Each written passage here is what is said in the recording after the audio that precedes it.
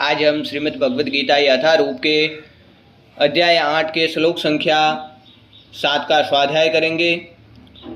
तस्मात् सर्वेषु कालेषु मां स्मर युध्य च मयर्पित मनोबुधिर मामेवेश्यः संशयः। अर्थात अतएव हे अर्जुन, तुम्हें सदैव कृष्ण रूप में मेरा चिंतन करना चाहिए और साथ ही युद्ध करने के कर्तव्य को भी पूरा करना चाहिए। अपने कर्मों को मुझे समर्पित करके तथा अपने मन एवं बुद्धि को मुझ में स्थिर करके तुम निश्चित रूप से मुझे प्राप्त कर सकोगे।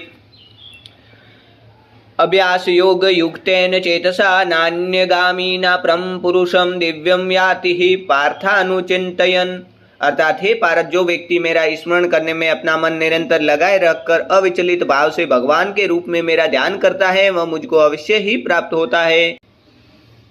कविम पुराणम अनुशासिता रमणो न्यासम अनुस्मृद्यः सर्वस्य दातारम चिंत्य रूपमादित्य व्रणतमसः परस्तात्।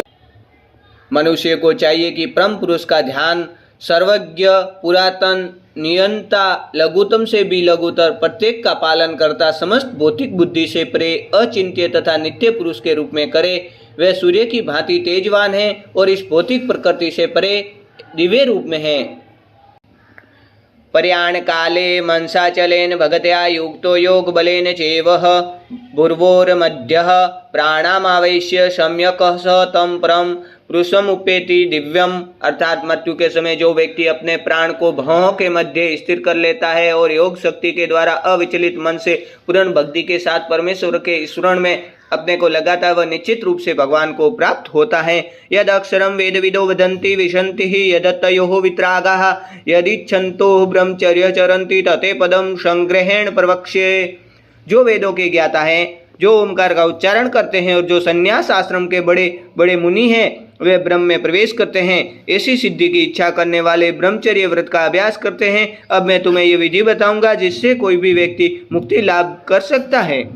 सर्वद्वाराणि संयम्य मनो अधि निरुद्य च मूर्धन्या दयात्मनः प्राणामा स्थितो योग धारणाम। अर्थात समस्त इंद्रिय क्रियाओं से विरक्ति को योग की स्थिति कहा जाता है।